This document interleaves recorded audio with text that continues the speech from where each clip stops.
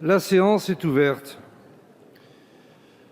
L'ordre du jour appelle les questions au gouvernement. La parole est à monsieur Michel Zumkeller. Merci, Monsieur le Président. Ma question s'adresse à Monsieur le Premier ministre. Monsieur le Premier ministre, à l'instant même où je souhaite vous interroger sur l'avenir de l'industrie française et européenne, la Commission européenne donne son veto à l'alliance Alstom et Siemens Mobility. À l'instant même où nous essayons de développer notre industrie et permettre la création d'un leader européen du ferroviaire, la Commission européenne, au nom de je ne sais quelle concurrence, va faire le jeu de la Chine. Au groupe UDI, Agir et Indépendants, nous sommes foncièrement européens, mais nous ne voulons plus de cette Europe-là. Alors que le TGV est un de nos fleurons, nous finirons par rouler dans des TGV chinois. Il faut donc en finir avec cette naïveté. Nos ouvriers, nos techniciens, nos ingénieurs sont volontaires et de très grande qualité. Ils demandent à pouvoir travailler à armes égales avec leurs concurrents étrangers. Monsieur le Premier ministre, nous avons le sentiment que parfois en Europe, l'ennemi est à l'intérieur. Alors face aux géants chinois et américains, il est grand temps que notre continent s'affirme, qu'il soit puissant et conquérant. Dans le territoire de Belfort, qui est un des premiers territoires industriels de France, notre avenir est mis entre parenthèses, pris entre le protectionnisme américain de M. Trump pour General Electric et le dogmatisme ultralibéral de la Commission européenne pour Alstom Siemens. Ma question est donc simple, Monsieur le Premier ministre. Les paroles ne suffisent plus, il faut des actes. Que comptez-vous faire pour que l'Europe devienne le bras armé de notre puissance? Nous avons besoin, dans l'industrie comme ailleurs, de leaders européens. Merci, cher collègue. La parole est à monsieur le Premier ministre.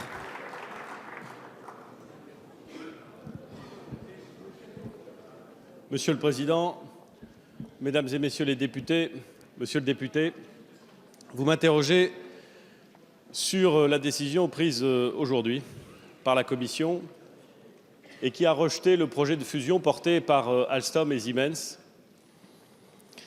Et vous vous interrogez sur l'impact de cette décision pour l'avenir industriel de votre territoire, mais en vérité plus largement pour l'avenir industriel de notre pays.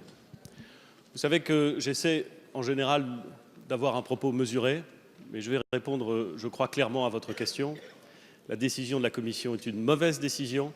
C'est un mauvais coup à l'industrie européenne et elle me semble avoir été prise sur de mauvais fondements. Je ne peux pas être plus clair. Je ne peux pas être plus clair. Vous posez la question de l'impact de cette décision. Il est un peu tôt pour dérouler la totalité de l'impact pour cette décision, mais je veux dire qu'Alstom est une grande entreprise et que, même si, pour de mauvaises raisons, me semble-t-il, ce projet de fusion n'intervient pas, elle a largement les ressources, cette entreprise, pour penser son futur, pour imaginer une stratégie et pour faire en sorte de faire prévaloir ses atouts. Je le dis parce que ça veut envoyer un message de confiance dans l'industrie française et dans l'avenir de cette entreprise en particulier. Mais à plus ou moyen terme, en tout cas au-delà de l'impact de cette décision, ce qu'il nous faut reconstruire, c'est à la fois le droit de la concurrence tel qu'il est mis en œuvre dans l'Union européenne, de façon à ce que ce droit de la concurrence soit envisagé sur des marchés qui sont des marchés mondiaux. Songez que la Commission n'a pas voulu se poser la question du marché mondial en intégrant l'Asie et la Chine, alors que ces marchés sont fermés à l'industrie européenne. C'est extravagant. Je le dis comme je le pense, c'est extravagant. C'est une conception du droit de la concurrence qui me paraît, au fond, incroyablement datée. Eh bien, quand on est confronté à une conception du droit qui est incroyablement datée, il faut la mettre à jour, il faut reprendre le contrôle. Je n'ai pas de doute, monsieur le député, que ce sera un des enjeux de l'échéance électorale qui interviendra le 26 mai. Il faut s'en saisir, c'est indispensable pour l'industrie française et pour l'industrie européenne, et c'est indispensable pour la construction européenne, car, entendez-moi bien, monsieur le député, j'ai la conviction intime, forte, ancienne, que l'avenir de l'industrie française, il est dans un cadre européen unifié. J'en suis complètement convaincu, je sais que vous partagez cette conviction. Mais ce cadre unifié, cette politique industrielle à l'échelle européenne, elle ne peut pas se faire dans les conditions qui prévalent aujourd'hui de lecture du droit de la concurrence. C'est un cadre qui est inadapté, qui ne prend pas en compte le monde tel qu'il est, qui ne prend pas en compte la dynamique de l'apparition de nouveaux entrants sur les marchés. Encore une fois, c'est une mauvaise décision prise sur de mauvais fondements.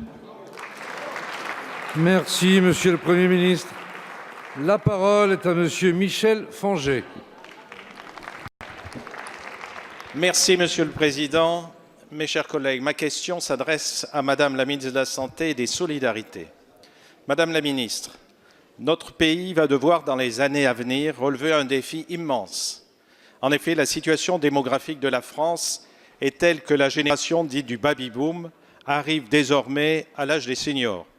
Cette génération est la plus nombreuse et nous ne pouvons que nous féliciter des progrès de la médecine et des évolutions sociétales permettant un allongement de la durée de la vie et en bonne santé. Cependant, ils seront concernés, et nous serons tous concernés, par une période de dépendance durant laquelle un placement en établissement spécialisé peut s'avérer nécessaire. Or, nous savons que les places en EHPAD ou en maison de retraite sont considérablement contraintes. Je veux d'ailleurs ici témoigner mon admiration en direction des personnels qui, dans ces structures et parfois avec des moyens difficiles, mériteraient d'être accrus et qui prennent soin de nos aînés. Face au manque flagrant de places d'accueil ou de délais d'attente, ce sont souvent les enfants, voire les petits-enfants, qui font office de structures d'accueil.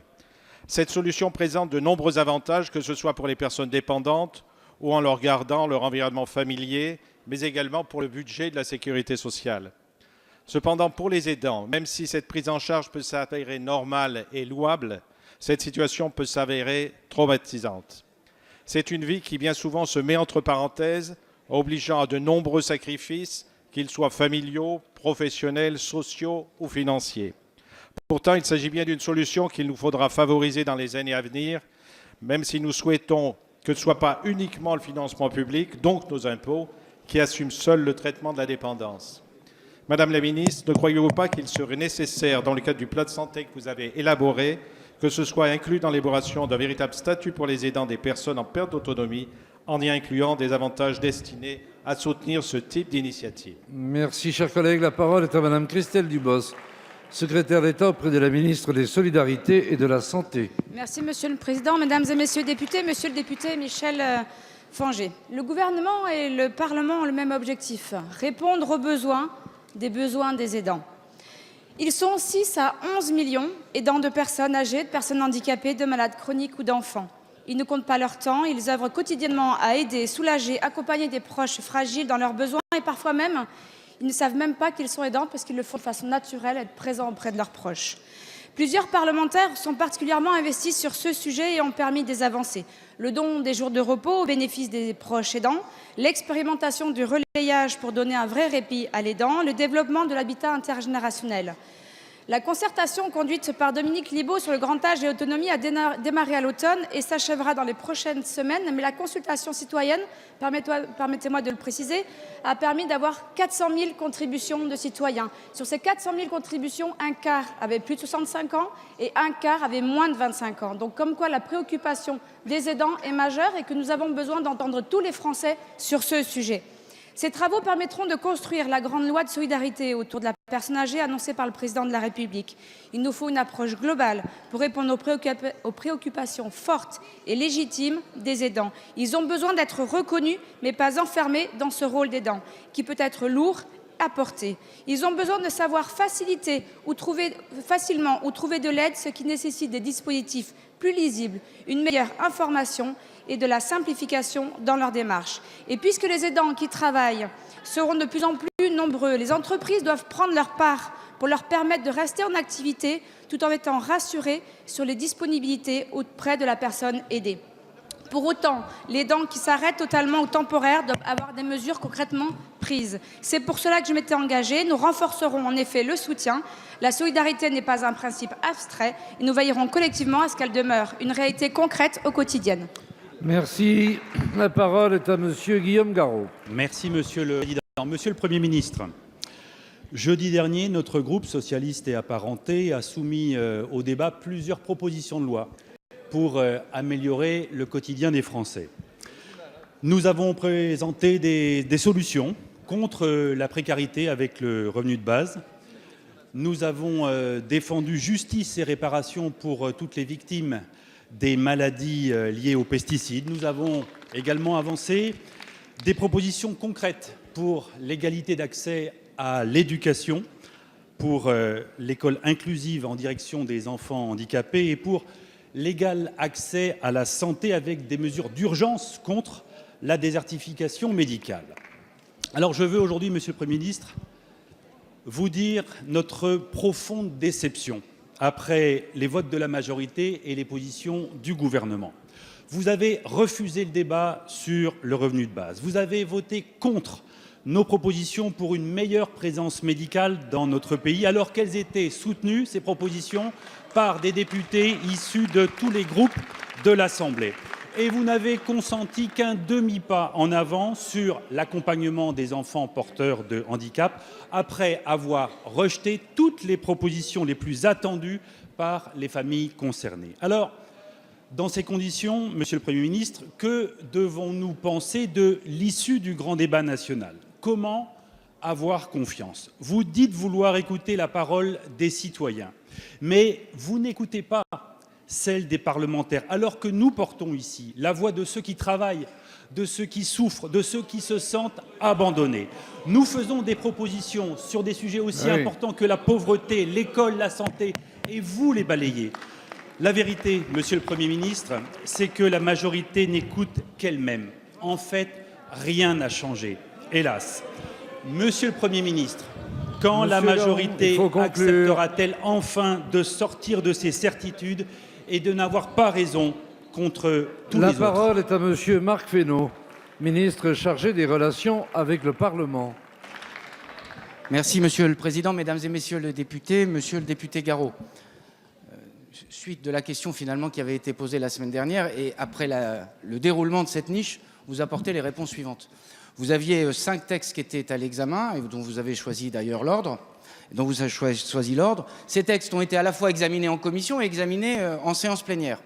Et comme je l'avais dit la semaine dernière, nous avons débattu, et le Parlement a débattu dans des conditions qui me paraissent les conditions normales du débat démocratique, pour un certain nombre de textes acter des désaccords et pour un certain nombre d'autres textes acter aussi ce qui nous paraissait être la voie d'un texte qui était dans la direction qui nous paraissait être la bonne. Je pense à ce qu'on a fait sur la démographie médicale, puisque le texte a été voté au final.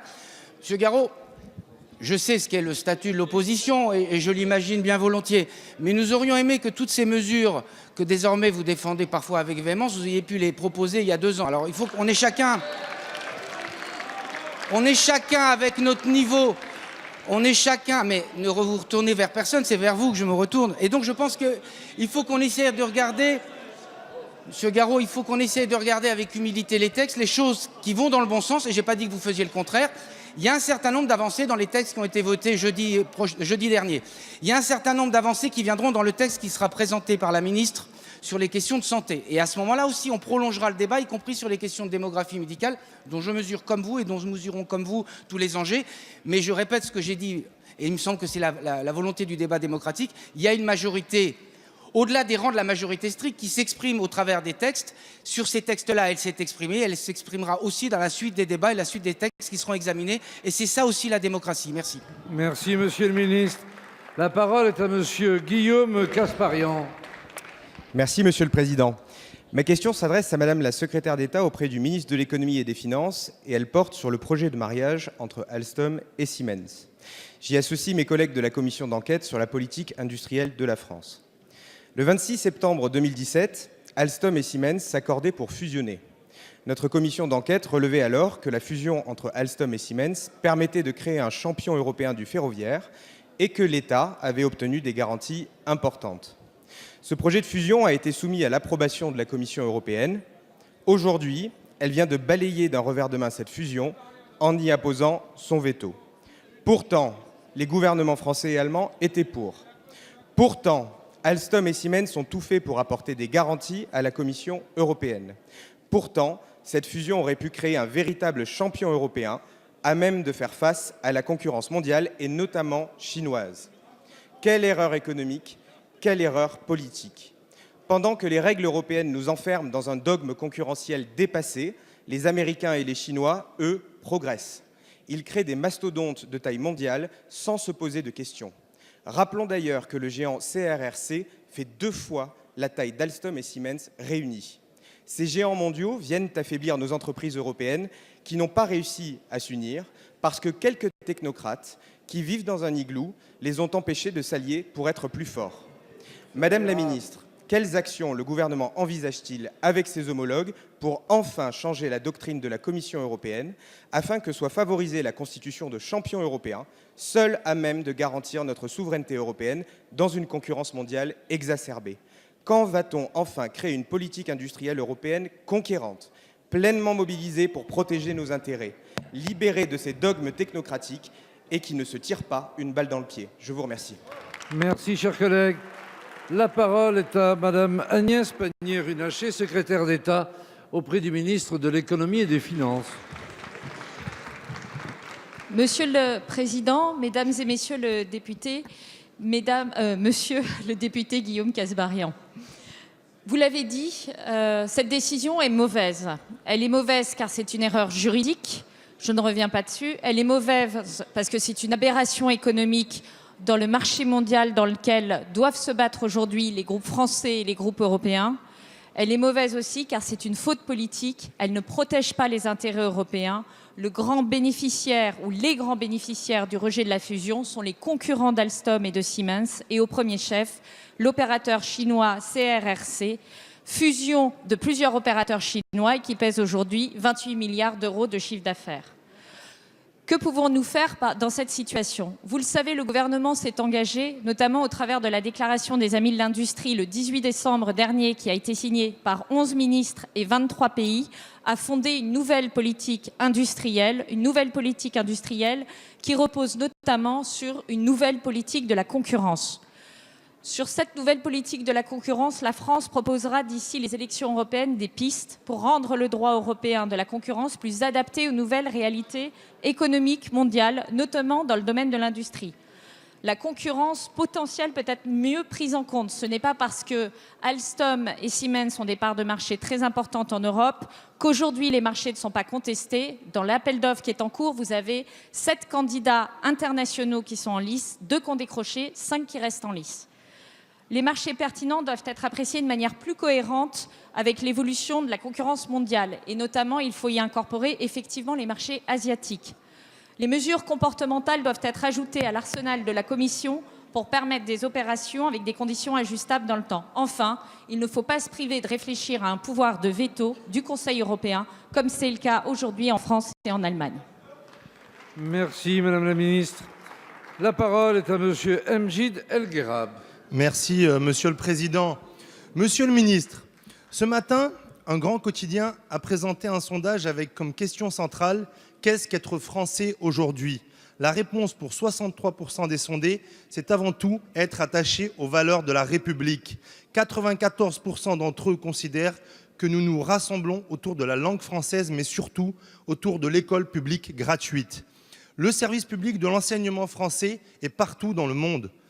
Ce réseau, où sont scolarisés 300 000 enfants français et étrangers dans près de 500 établissements, est le garant de l'excellence pédagogique et des valeurs françaises. Je me fais ici le porte-parole de la principale inquiétude relayée par les Français de ma circonscription durant ce grand débat. L'accès au service public de l'enseignement à l'étranger. Les familles sont attachées à ce réseau, mais sont très inquiètes pour son avenir suite aux coupes budgétaires récentes, symbole du recul de l'État. Ce désengagement se traduit par une hausse continue des frais d'écolage pour les familles. Monsieur le ministre, ce formidable outil d'influence que constitue notre réseau d'enseignement français à l'étranger n'est pas un coût pour les finances publiques, mais c'est un investissement pour l'avenir de notre pays. Je voudrais saluer l'excellence du rapport de ma collègue Samantha Cazebonne sur ce sujet. Il faut que notre école de la République soit accessible à toutes celles et ceux qui ont la France au cœur. Monsieur le ministre, quelles mesures le gouvernement entend-il mettre en place pour garantir le service public de l'enseignement français à l'étranger et pour préserver ce formidable outil que sont nos écoles dans le monde? Merci. Merci. La parole est à Monsieur Jean-Baptiste Lemoyne, secrétaire d'État auprès du ministre de l'Europe et des Affaires étrangères. Merci beaucoup, Monsieur le Président. Mesdames et Messieurs les députés, Monsieur le député Mjid El Guerrab. Merci pour cet hommage vibrant rendu à l'enseignement français à l'étranger. Et le gouvernement partage en tout point cette appréciation. C'est pourquoi nous avons d'ailleurs consolider, sanctuariser le programme 185, vous le savez, qui permet une subvention de pas loin de 400 millions d'euros à l'AEFE, qui permet également de maintenir un montant de bourse au niveau de 105 millions d'euros et qui donc permet à la fois de préserver l'accès pour un certain nombre de familles françaises établies hors de France à ces établissements, tout comme le rayonnement. Et vous l'avez dit, ce sont des établissements qui permettent de faire partager notre langue et à travers notre langue aussi des valeurs et un modèle éducatif. Nous avons reçu avec Jean-Michel Blanquer et Jean-Yves Le Drian, il y a quelques jours, l'excellent rapport effectivement de Samantha Cazebonne. C'est un rapport basé sur un travail de consultation intense, 20 000 personnes consultées, c'est inédit. Et naturellement, désormais, nous analysons ces 147 propositions. Nous allons également concerter avec l'ensemble des parties prenantes, les enseignants, les parents, les partenaires, bien sûr, parce que nous avons un certain nombre de défis à relever. Le défi de l'attractivité, puisqu'il y a une demande croissante, mais il y a aussi une concurrence croissante, notamment d'établissements anglo-saxons. En tous les cas, je crois que nous avons tous bien en tête que les Français établis hors de France ne sont pas des Français à part, mais des Français à part entière. Merci, Monsieur le Ministre. La parole est à Monsieur Olivier Dassault. Merci, Monsieur le Président. Ma question s'adresse à Monsieur le ministre de l'Économie et des Finances. Objet furtif non identifié, la prime exceptionnelle va disparaître aussi vite qu'elle est apparue. Plus que 2 mois, et on n'en parlera plus. Et pourtant, comme les heures supplémentaires défiscalisées, comme la prime d'activité revalorisée, cette mesure contient bien des vertus. Récompenser notamment le travail et améliorer le pouvoir d'achat des salariés. N'est-ce pas là encore une des raisons des actions que vous menez ? Sans contrainte, sans carcan, sans astreinte, elle répond judicieusement à la vie de l'entreprise, quelle que soit sa taille et quel que soit le montant possible déjà versé, pourvu qu'il ne dépasse pas le seuil des 1 000 euros. Non systématique, ni à cadence régulière, le caractère exceptionnel de cette prime est une force. Elle encourage, elle récompense, elle félicite, elle remercie. Chaque euro remis tombe dans l'escarcelle de celui qui produit. Mais 3 mois d'action, c'est bien trop court. L'exceptionnalité de la prime doit persister. Le temps est bien trop compté pour ne goûter qu'à des mesures éphémères, à l'instabilité créée, la méfiance, voire la défiance. La crise sociale est loin de s'affaiblir. Vous le voyez bien, souffler un bref instant sur les braises de l'adversité ne pourra cautériser les plaies d'un peuple déçu. Alors, bien sûr, cette initiative que j'appelle de mes voeux depuis 2017 n'aura pas d'impact sur nos retraités si durement frappés par la hausse de la CSG et la désindexation des pensions, mais elle aura au moins un effet positif dans les entreprises qui l'appliqueront. Alors, Monsieur le Ministre, comptez-vous pérenniser cette prime d'encouragement non chargée et non fiscalisée? Faites-le, faites-le, et vous verrez combien certaines entreprises qui n'ont pas pu ou pas osé parce que trop échaudées, appliqueront cette mesure si elles le peuvent et si elles perdurent. Merci, Monsieur le député. La parole est à Madame Muriel Pénicaud, ministre du Travail. Monsieur le Président, Mesdames et Messieurs les députés, Monsieur le député Olivier Dassault, d'abord, je souligne que vous considérez que cette prime exceptionnelle, ou plus exactement les conditions d'exonération de charges et d'impôts, y compris la CSG, de cette prime exceptionnelle sont une bonne chose qui contribue au pouvoir d'achat de ceux qui travaillent. Ça fait partie des 4 mesures qu'avec ma collègue ministre des Solidarités et de la Santé, nous avons eu l'honneur de vous présenter dans le cadre de la loi d'urgence économique et sociale. Alors, où en sommes-nous? Les entreprises ont jusqu'au 31 mars pour verser cette prime. Elles ont jusqu'au 31 janvier si elles le décident de façon unilatérale et si elles négocient un accord avec leurs partenaires sociaux jusqu'au 31 mars. Ce qu'on constate aujourd'hui, c'est que 90% des entreprises connaissent la mesure, 78% l'approuvent et 50% ont décidé ou déclarent l'avoir mis en place ou la mettre en place. Ce qui est intéressant, c'est que c'est également très fort dans les petites et moyennes entreprises. Et je pense que le sujet, ce n'est pas forcément de pérenniser, car ça pourrait perturber notamment les discussions sur les salaires. Et par ailleurs, j'ai demandé aussi à toutes les branches qui ont des minima sociaux en dessous du SMIC d'avoir une action vigoureuse et rapide pour l'augmentation de leurs minima sociaux qui aura un effet sur le pouvoir d'achat de ceux qui travaillent. Mais en revanche, elle est un peu précurseur et elle va aider aussi dans l'année avant la loi Pacte. Dans la loi Pacte, comme vous le savez, nous allons pouvoir développer aussi le partage de la valeur dans les petites et moyennes entreprises en supprimant le forfait social pour les entreprises de plus petite taille. Car cette demande, elle est aussi beaucoup, celle des grandes, des moyennes et des petites entreprises, de partager la valeur. C'est à la fois du pouvoir d'achat et c'est une conception moderne de l'entreprise que nous porterons aussi dans la loi Pacte avec Bruno Le Maire. Merci, Madame la Ministre. La parole est à Monsieur Pascal Bois. Merci, Monsieur le Président. Mes chers collègues, ma question s'adresse à Monsieur le Ministre de la Culture concernant l'expérimentation du Pass Culture. Celle-ci a débuté le 1er février dernier, bien relayée par la presse locale, et il s'agit là de l'entrée en application progressive d'un engagement du Président de la République. Participant à cette phase d'expérimentation, ce sont ainsi plus de 10 000 jeunes de 18 ans et issus de territoires urbains, ruraux et des Outre-mer qui bénéficient de 500 € pour fréquenter les lieux culturels, acquérir des œuvres littéraires, musicales ou encore d'accéder à la pratique d'activités artistiques. Au-delà de cet acte fort de notre politique culturelle en direction de la jeunesse, dont la pierre angulaire demeure l'accès à la culture, ce pass constitue plusieurs opportunités. Celle d'ancrer nos jeunes dans un environnement culturel riche d'expériences, d'émotions, de découvertes, qui peuvent faire naître des passions, voire des vocations.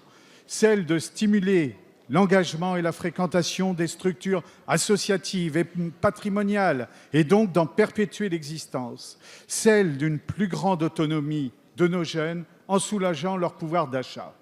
Enfin, celle d'un soutien inédit aux industries culturelles de notre pays, en direction de toutes les esthétiques, à l'instar du cinéma, de l'audiovisuel, fer de lance de notre exception culturelle et sans négliger bien évidemment la création numérique. Demain, fêter ses 18 ans, l'âge de la majorité, sera aussi associé à l'opportunité pour une génération entière d'un accès équitable et universel, un foisonnement culturel. Monsieur le ministre, quelles sont les principales étapes de cette expérimentation avant extension du pass et quels sont les différents critères mis en place pour éviter les éventuels abus et favoriser la diversité culturelle? Je vous remercie. Merci, Monsieur le député.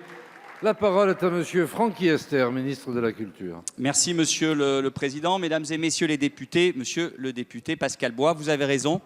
Le Pass Culture est un engagement du Président de la République pour lutter contre la fracture territoriale et générationnelle en matière d'accès à la culture. Le test est lancé depuis le 1er février dans 5 départements, le Bas-Rhin, l'Hérault, la Seine-Saint-Denis, le Finistère et la Guyane, pour 10 000 à 12 000 jeunes volontaires qui vont pouvoir utiliser le Pass Culture. Le Pass Culture, c'est d'abord une application disponible sur téléphone ou sur Internet et qui permet de recenser toutes les offres culturelles ou de pratiques artistiques d'une façon géolocalisée. Et deuxièmement, c'est aussi un forfait de 500 € qui est proposé aux jeunes de 18 ans pour leur permettre, finalement, après un parcours d'éducation artistique et culturelle, de commencer leur propre chemin culturel, de rentrer dans leur autonomie culturelle de la meilleure façon possible. Alors, comme c'est nouveau, comme c'est une idée innovante, nous voulons la tester, l'expérimenter.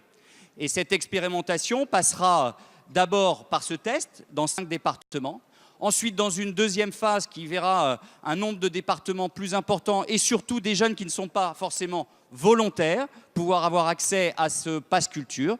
Et nous évaluerons le dispositif pour savoir si nous le généralisons.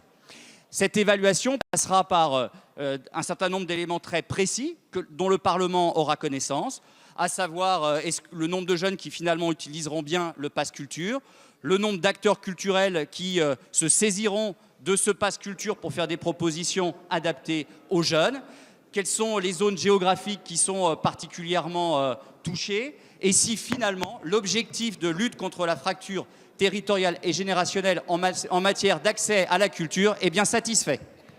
Merci, Monsieur le Ministre. La parole est à Monsieur Moetaï Brotherson.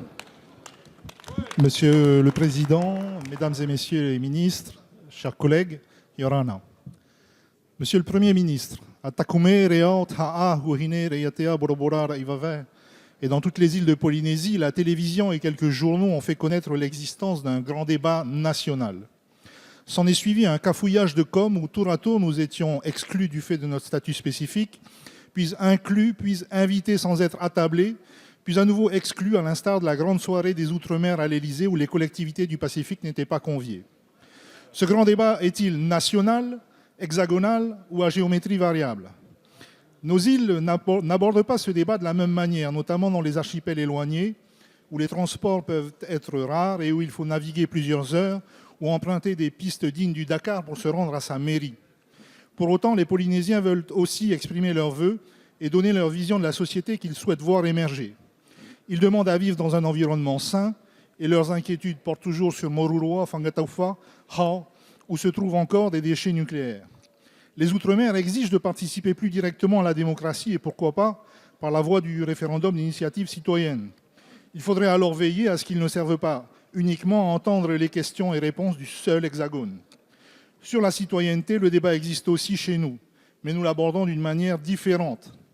Par exemple, nous souhaitons construire une identité citoyenne avec des institutions et une éducation en français et en même temps dans nos langues polynésiennes au même niveau.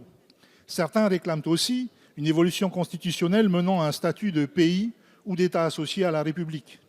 En 2019, de grâce, ne balayons pas tout cela sous le tapis comme il en était de coutume dans l'ancien monde. Alors j'ai deux questions. Avez-vous conscience des difficultés que rencontrent les collectivités du Pacifique pour participer à ce grand débat, si tant est qu'ils en soient tous informés, et comment comptez-vous y remédier? Ma deuxième question. 2 des 4 thèmes relèvent de la compétence exclusive de l'État, comme l'organisation des institutions, de la démocratie et de la citoyenneté. Expliquez-nous alors pourquoi le toilettage du statut... Lecornu, ministre chargé des relations avec les collectivités territoriales. Merci, Monsieur le Président. Mesdames, Messieurs les députés, Monsieur le député Bretersen, permettez-moi, à l'aune de votre question, déjà de saluer la mobilisation massive de nos concitoyens, puisque nous venons de franchir 9000 mairies dans lesquelles les cahiers de citoyenneté ou de cahiers de contribution sont installés, 700 000 contributions en ligne, Monsieur le député Jumel, dont une bonne part sont des contributions de nos concitoyens d'outre-mer, et plus de 3000 réunions d'initiatives locales qui ont été organisées, pratiquement 4000. Alors vous avez raison, Monsieur le député, l'organisation de ce débat en Outre-mer revêt bien évidemment des caractéristiques et des enjeux spécifiques et majeurs. Première particularité, évidemment, les circonstances géographiques, vous les avez rappelées, nous n'y pouvons pas grand-chose, mais il faut en tenir compte. Deuxième particularité, ce sont bien sûr les assises de l'Outre-mer qui viennent de se terminer il y a maintenant plusieurs semaines, menées par Annick Girardin, qui s'excuse de ne pas pouvoir répondre à votre question puisqu'elle est en déplacement actuellement à Saint-Pierre-et-Miquelon, mais qui déjà a permis d'avoir une large consultation de nos concitoyens en Outre-mer sur différents sujets qui les concernent. Un chiffre, 25 000 contributions directes lors de ces assises de l'Outre-mer. Alors, il y a d'autres particularités, bien évidemment, qui font l'enjeu de la mobilisation dans les territoires ultramarins, c'est de tenir compte, bien sûr, des statuts spécifiques. Et bien évidemment, les territoires de la Nouvelle-Calédonie et de la Polynésie française constituent une répartition des compétences qui sont différentes. Typiquement, à la réunion à l'Élysée l'autre jour avec le président de la République et l'ensemble des élus locaux d'outre-mer, les thématiques qui étaient fléchées dans l'organisation de ce débat étaient des thématiques qui, dans votre territoire, incombent à la collectivité, en l'occurrence au gouvernement de Polynésie française. Alors, pour relever ce défi, monsieur le député, plusieurs choses. 1, nous avons remobilisé les préfets, en l'espèce le haut-commissaire de votre territoire. 2, j'ai reçu hier le président Fritsch, président de votre gouvernement, pour qu'il puisse lui-même se mobiliser dans le cadre du grand débat national. Puis enfin, monsieur le député, vous-même, en tant que représentant de la nation, vous pouvez organiser un débat dans votre territoire. Merci, monsieur le ministre. La parole est à monsieur Daniel Labaronne. Monsieur le Président, ma question s'adresse à madame Nathalie Loiseau, ministre auprès du ministre de l'Europe et des Affaires étrangères, chargé des affaires européennes. Madame la ministre, le 31 janvier, la France, l'Allemagne et le Royaume-Uni ont annoncé la création d'Instex, une institution financière indépendante qui a pour but de contourner en partie les sanctions américaines et de soutenir la poursuite des relations commerciales entre l'Iran et les entreprises européennes qui le souhaitent. Rappelons qu'en 2015, l'accord de Vienne sur le nucléaire iranien était adopté par la communauté internationale. En 2018, Donald Trump annonçait le retrait des États-Unis de cet accord. Le déploiement du dispositif INTEX sera conditionné par la mise en œuvre intégrale des engagements de l'Iran en matière nucléaire et par son respect des standards internationaux de lutte contre le blanchiment de capitaux et le financement du terrorisme. C'est une bonne nouvelle sur le plan humanitaire, économique et géopolitique. Humanitaire, car les secteurs de première nécessité pour la population iranienne, comme les médicaments et les produits agroalimentaires, seront soutenus en premier. Économique et géopolitique, car INSTEX, basé à Paris, permettra à l'Europe de continuer à développer des relations économiques avec l'Iran. La création d'INSTEX est un geste politique fort pour une Europe plus forte. L'objectif est d'élargir dès que possible le dispositif aux autres pays européens intéressés. Une Europe plus forte, capable de faire bloc sur les sujets géopolitiques et économiques, sera capable de peser dans un contexte mondial dominé par des géants économiques. C'est cette souveraineté européenne que nous défendons. L'INSTEX en est un symbole.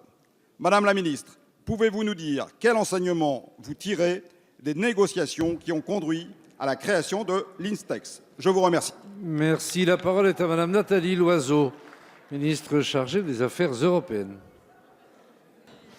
Monsieur le Président, Mesdames et Messieurs les députés, Monsieur le député Labaronne, les États-Unis ont réintroduit des sanctions contre l'Iran. Nous sommes en désaccord avec cette décision, car nous considérons, comme l'AIEA, que l'Iran respecte ses engagements au titre de l'accord nucléaire. Pour autant, même si nous n'avons pas suivi la décision américaine, elle risquait de s'imposer à nos entreprises, compte tenu à la fois du rôle international du dollar et de l'importance du marché américain. Nos entreprises risquaient de ne plus pouvoir commercer du tout avec l'Iran.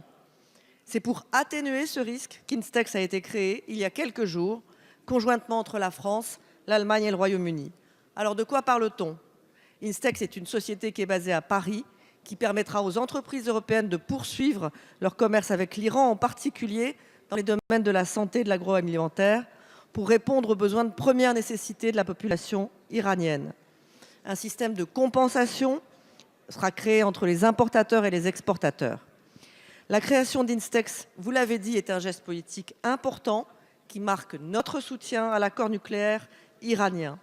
Mais au-delà, vous avez raison, monsieur le député, ce qui est en jeu, c'est la souveraineté de l'Europe, qui doit pouvoir décider elle-même avec qui elle commerce. Vous m'interrogez sur la leçon à tirer du lancement d'INSTEX.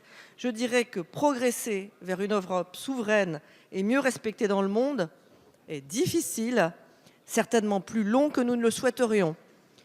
Mais INSTEX montre que c'est possible, malgré les obstacles et les résistances de tel ou tel partenaire international. C'est donc surtout un encouragement à poursuivre nos efforts pour être plus ambitieux encore, que d'autres États membres nous rejoignent rapidement, une incitation supplémentaire à refonder une Europe souveraine. Merci, Madame la Ministre. La parole est à Madame Sabine Rubin. Merci, Monsieur le Président. Chers collègues, Monsieur le Premier ministre, depuis quelque temps, une petite musique se fait entendre. Le pouvoir d'achat des Français reprendrait des couleurs. Les sacrifices consentis par nos concitoyens seraient enfin sur le point de donner leurs fruits. C'est à se demander pourquoi les Gilets jaunes continuent à se mobiliser chaque samedi. Mais c'est probablement qu'ils ne sont pas dupes de cette communication qui fait l'impasse sur des profondes inégalités de cette hausse du pouvoir d'achat du fait de votre politique économique et budgétaire. Car cette hausse globale n'est pas l'effet d'une hausse des salaires ou d'une meilleure répartition des richesses. Non, elle se fonde sur une baisse drastique des cotisations sociales et sur des défiscalisations néfastes pour l'emploi comme pour les services publics. De plus, cette hausse ne concerne pas tout le monde. Si 1% les plus riches voient leur pouvoir d'achat exploser de plus 6 points, la totalité de la population voit ce pouvoir d'achat baisser de moins 0,5 points. Les 9% les plus pauvres perdent du revenu disponible.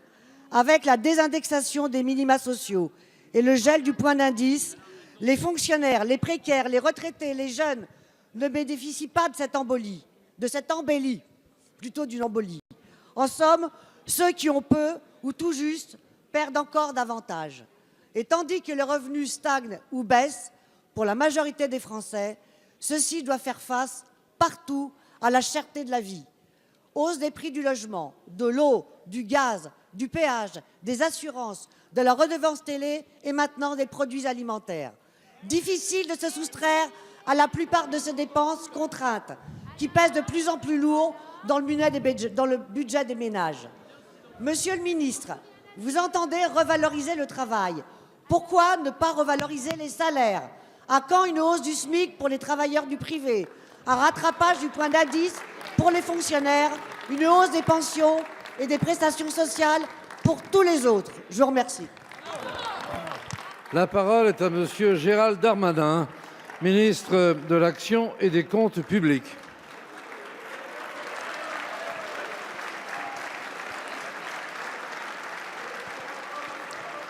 Monsieur le Président, Mesdames et Messieurs les députés, Madame la députée, est-ce que je vous surprendrai en vous disant que je ne partage pas tout à fait non seulement vos attendus, mais même vos affirmations? Et puisqu'il m'est possible de vous répondre, il y a des choses sur lesquelles évidemment nous sommes en désaccord politique. Vous souhaitez vivre dans une économie fermée, comme s'il n'y avait ni l'Europe, ni le monde. Et d'ailleurs, je crois qu'un certain nombre de régimes qui appliquent la politique économique que vous exposez et que parfois vous soutenez démontrent malheureusement que c'est la pauvreté qui est au rendez-vous de vos chimères. Et puis, il y a des moments, madame, où vous dites, si vous me le permettez, des contre-vérités. Nous pouvons considérer qu'effectivement, la vie, ce ne sont pas des statistiques. Et comme le disait Winston Churchill, ce qu'il montre est intéressant, mais c'est comme les maillots de bain, ce qu'il cache est encore plus. Et de ce point de vue, je suis d'accord avec vous. Mais Madame la députée, vous n'avez pas dit, Madame la députée, vous n'avez pas dit quel est le point. S'il vous plaît. Vous n'avez pas dit quel est le point, Madame, que vous ne soutenez pas dans la politique du gouvernement. Quand la majorité et finalement une grande partie de cet hémicycle vous propose de supprimer la taxe d'habitation, vous n'êtes pas au rendez-vous. Lorsque vous nous proposez de supprimer des cotisations sociales pour augmenter le pouvoir d'achat de nos concitoyens, vous n'êtes pas au rendez-vous. Lorsque vous nous proposons, madame, d'augmenter la prime d'activité aussi fortement que nous l'avons fait, vous le soutenez du bout des doigts à la fin du mois de décembre. Lorsqu'on propose la défiscalisation des heures supplémentaires, de la prime de pouvoir d'achat, vous n'êtes pas au rendez-vous. Malheureusement, j'ai l'impression, madame la députée, que vous aimez parler des problèmes, mais assez peu apporter les solutions.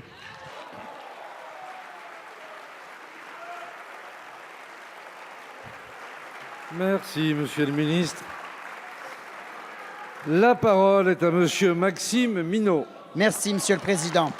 Monsieur le Ministre de l'Éducation nationale, les territoires ruraux ne peuvent plus être la variable d'ajustement. Il n'y a plus aucune fermeture de classe dans les zones rurales. Citation d'Emmanuel Macron en juillet 2017. Que vaut la parole présidentielle aujourd'hui? 888 fermetures plus tard. Le mail du Dasen, reçu hier, en est la meilleure réponse et tombe comme un verdict. 50 fermetures contre 44 ouvertures de classes dans l'Oise en 2019. J'ai une pensée pour les écoles de Rieux, Angy, Monchy-Saint-Éloi ou encore Avrechy dans ma circonscription. Alors vous nous expliquerez que le taux d'encadrement augmente. Sans doute, mais il cache une très grande disparité territoriale, toujours au détriment des écoles rurales. Vous nous expliquerez également que la population baisse et que des enseignants sont tout de même recrutés. Certes, mais c'est surtout pour assurer le dédoublement des classes dans les réseaux prioritaires des zones urbaines. Monsieur le ministre, vos acrobaties techniques ne résistent pas à la réalité du terrain et le critère démographique ne peut fonder à lui seul une politique en matière d'éducation, car c'est ignorer les difficultés spécifiques des écoles rurales. Dédoubler là-bas et diviser ici est un procédé à somme nulle et conduit à une république à deux vitesses dont personne ne veut. C'est oublier aussi les sacrifices des nombreuses communes pour attirer des nouvelles familles dans un contexte où chaque euro compte. C'est nier, enfin, que l'avenir de nos enfants ne peut se réduire à une bataille de chiffres que l'on érige en trophée. Monsieur le ministre, mon intention n'est pas de diviser l'école de la République, ce serait une faute majeure, mais bien de demander une simple égalité de traitement. Monsieur le ministre, écouterez-vous alors nos propositions à l'examen de votre texte afin qu'il mérite son titre, l'école de la confiance à la ville comme à la campagne? Merci, Monsieur le député. La parole est à Monsieur Jean-Michel Blanquer, ministre de l'Éducation nationale et de la jeunesse. Monsieur le Président, Mesdames et Messieurs les députés, Monsieur le député Maxime Minot, vous pensez sans doute que répéter des dizaines de fois des choses fausses font une chose exacte. Et ce que vous venez de dire est totalement faux. Je l'ai dit au moins une dizaine de fois à cette tribune. Le fait de répéter ce que vous dites n'en fait pas une vérité. D'abord, vos chiffres sont faux. Parlons de votre département, Monsieur le député. Rentrée 2017, notre première rentrée de ce gouvernement, moins 659 élèves, plus 50 créations. Rentrée 2018, moins 559 élèves, plus 55 créations. Et rentrée prochaine, 52 élèves de moins, 8 postes créés. Donc cela commence à bien faire, parce que ça fait plusieurs fois. Vous l'avez fait, vous l'avez fait, vous le faites à chaque fois. Un peu de calme. Vous l'avez fait en commission, vous l'avez fait dans l'hémicycle. Rasseyez-vous. Vous essayez, s'il vous plaît. Vous essayez de faire croire, qu'on déshabille le rural pour l'urbain. S'il vous plaît. Un peu, Monsieur le ministre. Ici. S'il vous plaît, écoutez la réponse apportée à la question de Monsieur Minot. Monsieur Minot, écoutez la réponse. S'il vous plaît. Bien, alors, s'il vous plaît, Monsieur Minot, votre question était posée avec passion. Écoutez donc la réponse qu'elle mérite. Vous avez la parole, Monsieur le ministre. Du calme. Monsieur le ministre, continuez. Monsieur le député, je vous invite à considérer le ton de votre question avant de juger le ton de ma réponse. Donc, je me contentais d'indiquer que les chiffres sont têtus. Les chiffres, c'est la création de postes à l'école primaire, rentrée après rentrée depuis que nous sommes là. Oui, le taux d'encadrement s'améliore dans le premier degré, dans chaque département de France. Et oui, dans votre département, pour la 3e fois, alors qu'il y aura moins d'élèves, il y aura des créations de postes. Merci, Monsieur le ministre.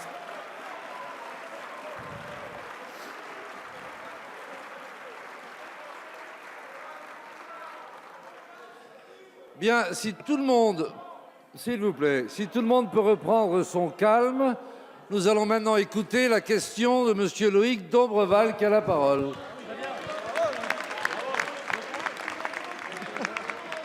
Monsieur le Président, Monsieur le ministre de l'Agriculture et de l'Alimentation, j'associe mon collègue Michel Lozana à cette question. Un journaliste polonais a filmé en caméra cachée la semaine dernière les coulisses d'un abattoir de la région de Mazowieckie en Pologne dans lequel des vaches à l'agonie, manifestement malades, sont abattues puis découpées pour leur viande. Aucun vétérinaire n'aurait été présent la nuit lors de l'abattage de ces vaches malades. Les morceaux issus de ces animaux auraient ensuite été indistinctement mêlés aux autres.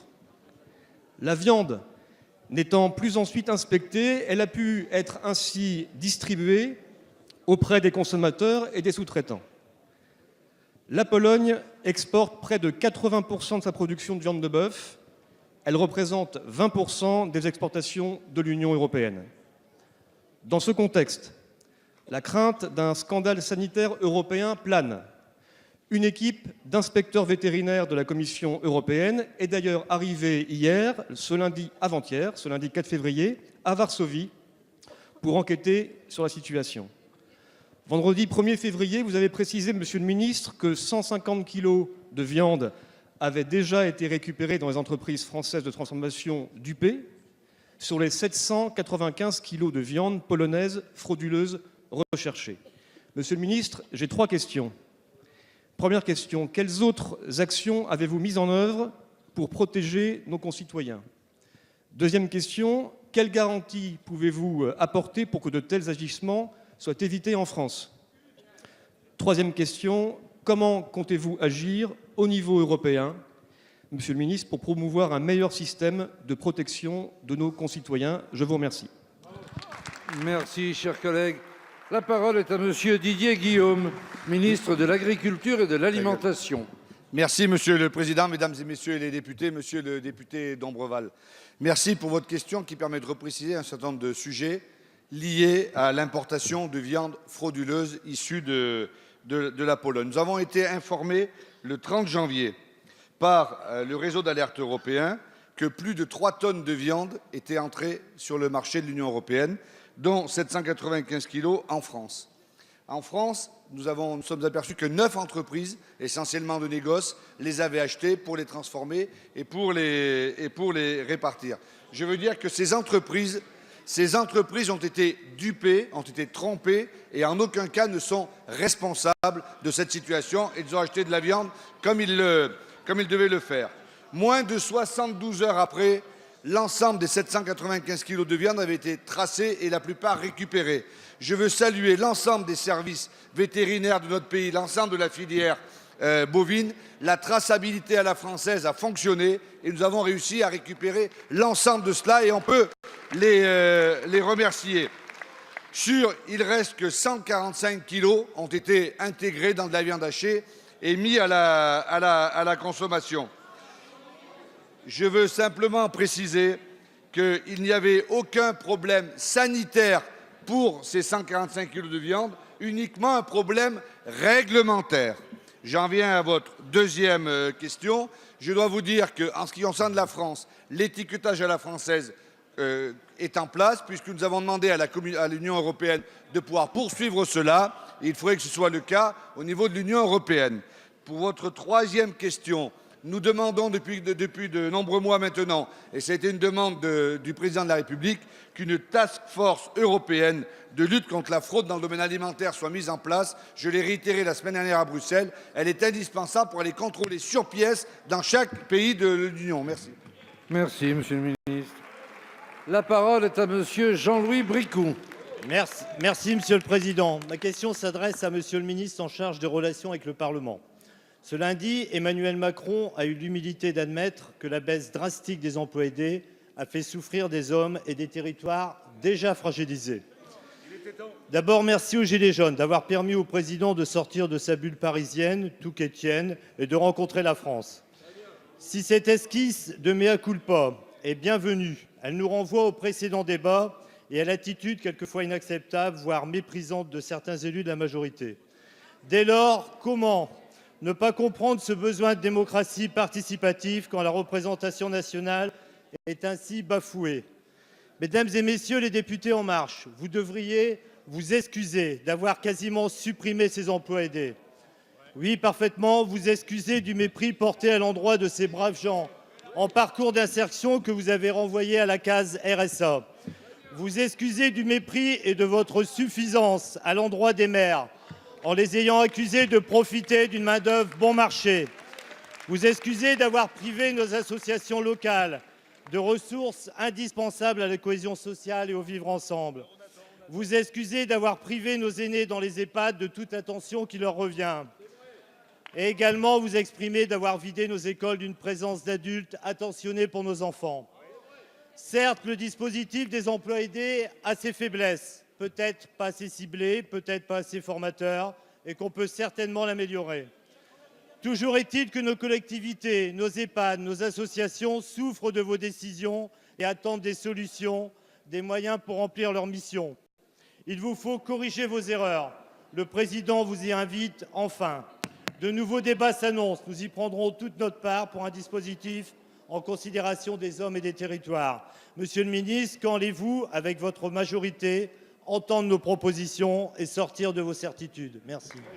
Merci. La parole est à Madame Muriel Pénicaud, ministre du Travail. Monsieur le Président, Mesdames et Messieurs les députés, Monsieur le député Jean-Louis Bricout. Alors, en ce qui concerne les contrats aidés, il faut dire une fois pour toutes que tous ceux qui ont dit qu'ils avaient été supprimés ont dit une chose fausse. Ils n'ont jamais été supprimés. Dans le PLF 2018, dans le projet de loi de finances 2018, il y avait 200 000 contrats aidés qu'on a transformés sur le plan qualitatif. Pour les raisons qu'on a débattues, c'est qu'ils avaient, je dis la vérité, regardez le PLF 2018, il y a 200 000 contrats aidés sous forme de PEC. Les contrats aidés sont le support légal du parcours emploi-compétences, qui a pour but quoi? Le seul but qui nous apporte tous, c'est de permettre aux plus vulnérables de nos citoyens d'avoir une chance, d'avoir un tremplin vers l'emploi, une chance d'insertion. Et pour ça, nous avons fait 3 choses. Nous avons transformé la formule ancienne des contrats aidés en quelque chose de plus qualitatif qui marche très bien. Non, les premiers résultats sont meilleurs. Mais oui, il y a moins de demandes et sur les 200 000, il n'y a eu que 130 000 demandes des associations et des collectivités parce que c'est plus exigeant, parce qu'on propose qu'il y ait un accompagnement et une formation. Ça fait 40 ans que les associations en France disent que le triptyque qui marche, c'est une situation d'emploi, information et l'accompagnement. C'est pour ça aussi que nous doublons le nombre de places en entreprise adaptée dans les années qui viennent, que nous renforçons l'insertion par l'économique. Et c'est pour ça que les parcours emploi-compétences, maintenant qu'ils ont pris en vol, vont pouvoir se développer. Merci Madame la Ministre. La parole est à Madame Alban Gaillot. Merci Monsieur le Président. Ma question s'adresse à Madame la Ministre de la Solidarité et de la Santé. L'examen par notre Assemblée de la proposition de loi portant création d'un fonds d'indemnisation pour les victimes de produits phytosanitaires a débuté jeudi dernier en séance publique. Malheureusement, la procédure parlementaire étant telle qu'elle est, nous n'avons pu en achever l'examen. Cependant, nous n'avons pas attendu cette proposition de loi pour agir. Notre majorité s'est engagée dans une vraie dynamique pour réduire l'utilisation des produits phytosanitaires. Séparation de la vente et du conseil, encadrement de la publicité, lancement du plan Écophyto 2+, plan de sortie du glyphosate et j'en passe. Tant de mesures qui doivent permettre d'accélérer la transition de notre modèle agricole. Notre Assemblée s'est largement saisie de ces sujets. Nous avons inscrit dans la loi dite Egalim la remise d'un rapport du gouvernement au Parlement avant le 30 avril 2019 sur le financement et les modalités de création d'un fonds d'indemnisation pour les victimes de produits phytosanitaires avant le 1er janvier 2020. C'était une première étape. Cette proposition de loi souhaitait aller plus loin, en avançant notamment sur le champ des personnes couvertes comme les enfants exposés, les professionnels, les conjoints collaborateurs et les retraités agricoles. J'ai eu l'occasion en séance de dire l'ambition que nous portions collectivement à travers ce texte, celle d'acter la création de ce fonds d'indemnisation tout en respectant l'engagement pris dans Egalim de préciser ses modalités et son financement après les conclusions du rapport du gouvernement sur le sujet. Ma question est la suivante, Madame la Ministre. Quelles mesures comptez-vous prendre afin d'acter la création de ce fonds d'indemnisation le plus rapidement possible? Je vous remercie. Merci, chers collègues.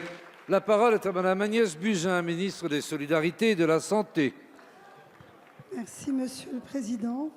Mesdames et Messieurs les députés, Madame la députée Alban Gaillot, d'abord je tiens à saluer le travail des parlementaires qui, sur tous ces bancs, se sont investis sur ce sujet. Vous l'avez rappelé, un certain nombre de propositions ont d'ores et déjà pu être votées sur la question de l'utilisation des produits phytosanitaires.